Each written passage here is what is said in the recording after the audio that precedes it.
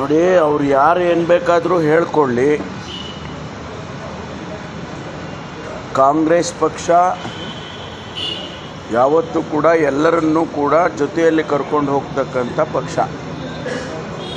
ಅವರು ಲಿಂಗಾಯತರು ಇರ್ಬೋದು, ಒಕ್ಕಲಿಗರು ಇರ್ಬೋದು, ಯಾವುದೇ ಸಮುದಾಯ ಇರ್ಬೋದು, ಅವರೆಲ್ಲರನ್ನೂ ಒಟ್ಟಿಗೆ. ಈಗ ನಮ್ಮ ಪಕ್ಷದಲ್ಲಿ ಸುಮಾರು ಜನ ಲಿಂಗಾಯತರು ಗೆದ್ದಿದ್ದಾರಲ್ಲ, ನಮ್ಮ ಪಕ್ಷದಲ್ಲಿ ಒಕ್ಕಲಿಗರು ಗೆದ್ದಿದ್ದಾರಲ್ಲ. ಯಾರೂ ಕೂಡ ಆ ರೀತಿ ಭಾವನೆ ನಮ್ಮ ಪಕ್ಷದಲ್ಲಿ ಯಾವುದೂ ಇಲ್ಲ.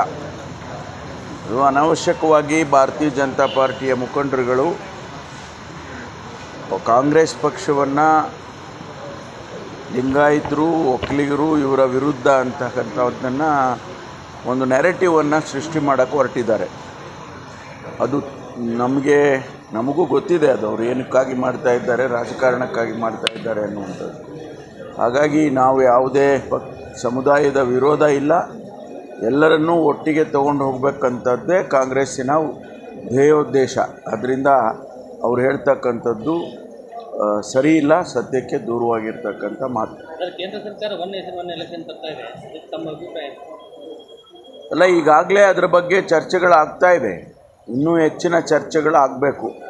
ಯಾಕೆಂದರೆ ಒನ್ ನೇಷನ್ ಒನ್ ಎಲೆಕ್ಷನ್ ಅನ್ನುವಂಥದ್ದು ಪ್ರಧಾನಮಂತ್ರಿಗಳನ್ನು, ಮುಖ್ಯಮಂತ್ರಿಗಳು, ನಾನು, ಡೆಪ್ಯೂಟಿ ಚೀಫ್ ಮಿನಿಸ್ಟ್ರು ಶಿವಕುಮಾರ್ ಅವರು ನಾವು ಭೇಟಿ ಮಾಡಿದ್ದು. ಈ ವಿಷಯದಲ್ಲಿ ಅವರು ಪ್ರಸ್ತಾಪ ಮಾಡಿದರು ನಮ್ಮ ಹತ್ರ, ಯಾವ ಉದ್ದೇಶಕ್ಕಾಗಿ ನಾವು ಈ ಒನ್ ನೇಷನ್ ಒನ್ ಎಲೆಕ್ಷನ್ ಮಾಡಬೇಕು ಅಂತಿದ್ದೇವೆ. ಅದು ರಾಜ್ಯಗಳು, ಅನೇಕ ರಾಜ್ಯಗಳು ಬೇರೆ ಬೇರೆ ರೀತಿಯಲ್ಲಿ ಚುನಾವಣೆ ಬೇರೆ ಬೇರೆ ಸಂದರ್ಭದಲ್ಲಾಗುತ್ತೆ, ಮತ್ತು ಪಾರ್ಲಿಮೆಂಟ್ ಎಲೆಕ್ಷನ್ನು ಕೂಡ ಬೇರೆ ಸಂದರ್ಭದಲ್ಲಾಗುತ್ತೆ. ಇದೆಲ್ಲ ಸರಿಯಾಗಿ ಆಗೋದಿಲ್ಲ. ಹಿಂದೆ ಎಲ್ಲ ಕೂಡ ಒಟ್ಟೊಟ್ಟಿಗೆ ಆಗಿದೆ.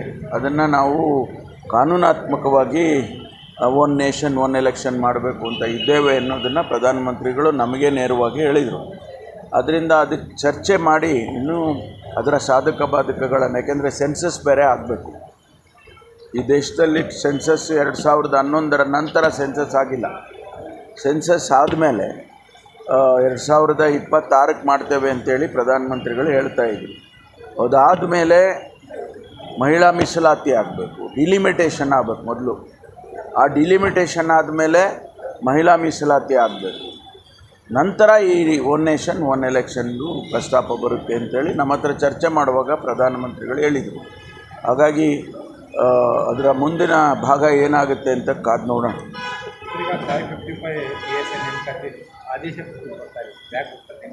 ಇಲ್ಲ, ಈಗ ಅಂತಿಮ ಘಟ್ಟಕ್ಕೆ ಬಂದಿದ್ದೇವೆ.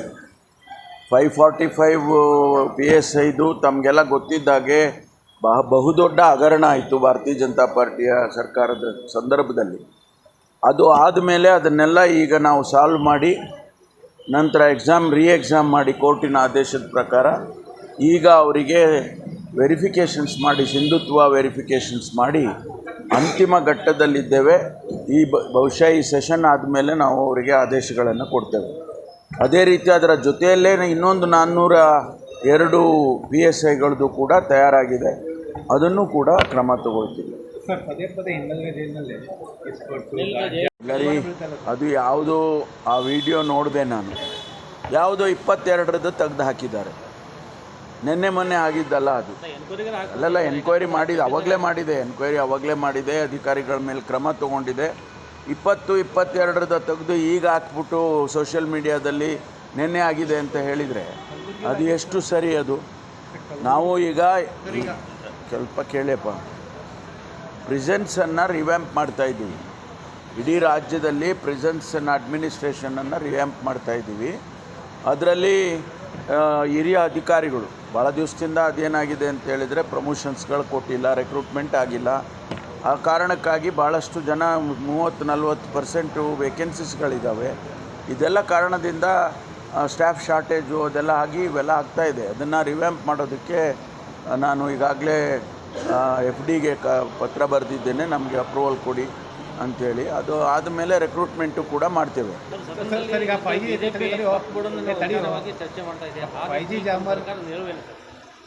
ಅಲ್ಲ, ಈಗಾಗಲೇ ನಾವು ಹೇಳಿದ್ದೀವಲ್ಲ, ವಕ್ಫ್ ಬೋರ್ಡಿನಲ್ಲಿ ಈಗ ಯಾರೂ ಕೂಡ ಹೊಸದಾಗಿ ನೋಟಿಫಿಕೇಷನ್ ಮಾಡಬಾರ್ದು ಅನ್ನೋದನ್ನು ತಿಳಿಸಿದೆ. ನಿನ್ನೆ ಸಚಿವರಾಗಿರ್ತಕ್ಕಂಥ ಜಮೀರ್ ಅಹಮದ್ದು ಕೂಡ ಹೇಳಿದ್ದಾರೆ, ನಾವು ಯಾವುದನ್ನು ಕೂಡ ಹೊಸದಾಗಿ ರೈತರ ಜಮೀನುಗಳಾಗಲಿ ಮಠಮಾನ್ಯಗಳಾಗಲಿ ಅಥವಾ ಬೇರೆ ಯಾವುದೇ ಇನ್ಸ್ಟಿಟ್ಯೂಷನ್ಸ್ಗಳಾಗಲಿ ನಾವು ಈಗ ಒಟ್ಟಿಗೆ ಸೇರ್ತಕ್ಕಂಥ ಕೆಲಸ ಮಾಡೋದಿಲ್ಲ ಅಂಥೇಳಿ ನಿನ್ನೆ ಸ್ಪಷ್ಟವಾಗಿ ಸಚಿವರು ಹೇಳಿದ್ದಾರೆ. ಆದ್ದರಿಂದ ನಮ್ಮ ಸರ್ಕಾರ ಅದ್ರ ಬಗ್ಗೆ ಭಾಳ ಎಚ್ಚರಿಕೆಯಿಂದ ನಾವು ಕ್ರಮಗಳನ್ನು ತೊಗೊಳ್ತೀವಿ.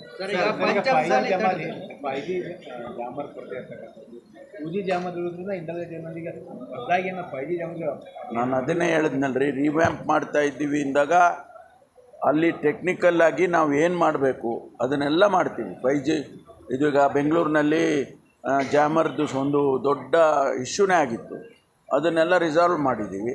ಈಗ ಹೊಸದಾಗಿ ಹಣ ಕೊಟ್ಟಿದ್ದೀವಿ, ಈಗಾಗಲೇ ಇಲಾಖೆಗೆ ಹಣ ಕೊಟ್ಟಿದ್ದೀವಿ, ಪ್ರೆಸೆಂಟ್ ಡಿಪಾರ್ಟ್ಮೆಂಟ್ಗೆ ಹಣ ಕೊಟ್ಟಿದ್ದೀವಿ. ಎಂಟೈರ್ ಜೈಲ್ ಸಿಸ್ಟಮನ್ನು ರಿವ್ಯಾಂಪ್ ಮಾಡ್ತೀವಿ. ಪಂಚಮಸಾಲಿ ಹೋರಾಟವನ್ನು ನಿರ್ವಹಣೆ ಮಾಡುವಲ್ಲಿ ಸರ್ಕಾರದ ಏನು ಗುಪ್ತಚರ ಇಲಾಖೆ ವಿಫಲವಾಗಿದೆ, ಸರ್ಕಾರ ವಿಫಲ ಆಗಿದೆ ಅಂತೇಳಿ ಅಶ್ವಥ್ ನಾರಾಯಣ ಅವರು ಒಂದು ಆರೋಪವನ್ನು. ಯಾವುದಕ್ಕೆ? ಪಂಚಮಸಾಲಿ ಹೋರಾಟವನ್ನು ನಿರ್ವಹಣೆ ಮಾಡುವ. ನಾನು ನಿನ್ನೆ ಸದನದಲ್ಲೇ ಹೇಳಿದ್ದೇನೆ, we are A responsible government. ನಾವು ಆಡಳಿತ ಮಾಡೋದು ಅವ್ರು ಮಾಡಿ ಹೋದ್ರಲ್ಲ ಮನೆಗೆ, ಅದಕ್ಕೆ ನಾವು ಇವತ್ತು ಆಡಳಿತ ಮಾಡ್ತೀವಿ. ನಮಗೆ ಯಾವುದು ಸರಿ ಯಾವುದು ತಪ್ಪು ಅನ್ನೋದು ನಮಗೆ ಚೆನ್ನಾಗಿ ಗೊತ್ತಿದೆ. ಆದ್ದರಿಂದ ನಮಗೆ ಇದು ಫೇಲ್ಯೂರು ಅದು ಫೇಲ್ಯೂರು ಅದೆಲ್ಲ ಹೇಳುವಂಥ ಅಗತ್ಯ ಇಲ್ಲ. Thank you. Ashwavega English News. Coming soon. Your channel, your voice, your trust.